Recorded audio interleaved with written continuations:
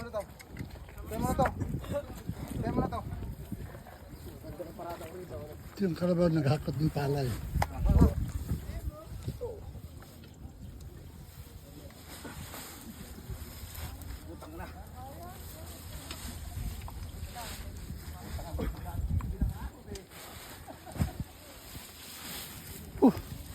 Pa, Ito na. ikaw na. Go. Ito mo na ikwan.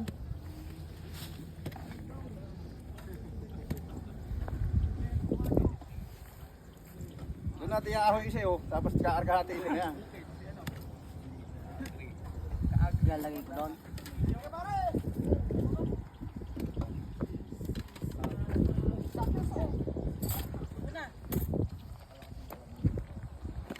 Tapos na ba kayo maghakot? Opo. Hindi pa. Marami pa pong babalikan. Kung hindi pa nila inubos. Kaway kaway, mga idol! Walang kamatayang kinabahan! Maraming palay! Mga idol! Kaya lang walang bigas. Mahal ang bigas. Ayaw po bumaba, ano? Oo. Saan po kaya? Diyan, alyaga. Antig-alyaga lang po kayo. Init. Tinutok.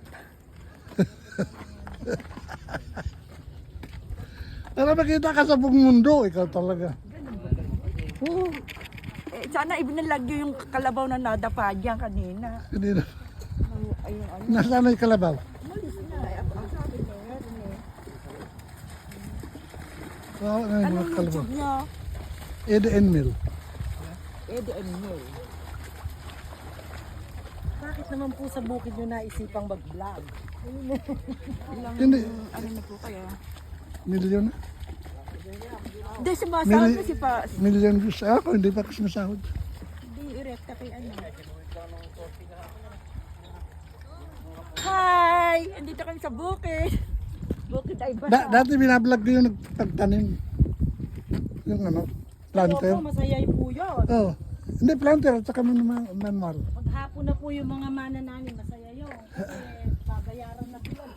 Matapat mo yung camera eh, gagayang-gayang ka lang, kahit hindi pa pinagtatapat. Takot eh, oh, tumatakbo. Pakihanap po yung Baka may discovery ka sa Amerika, ikaw talaga. Oo, ayun, ganun sana.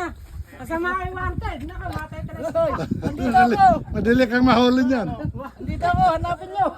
Bukid nyo dito, ano, nagtatago nga. Sa kabukiran eh. Sa inyo po ba yung mga halimaw? Hindi, nagkikiblog lang ako. Mga pamangkin ko yan. Dito po kami, sa gitna ng bukid, puro putik. Ah, putik ba yan? Kala ko simento. Ay, hindi po, bura. Dito kami sa putikan. Pupumpa ka naman ngayon. Pero masaya naman eh. Yan po pinakamasipag na magsasaka dito sa amin. Yan po, interviewin niyo po yan. Yan na, nagtatanim na naman po siya. Kasaani lang, nagtatanim na siya. Yeah, masipag talaga yun. Sobra. Pagka pala marami sa obligado magsipag. Pwede ba magkasama dito marami?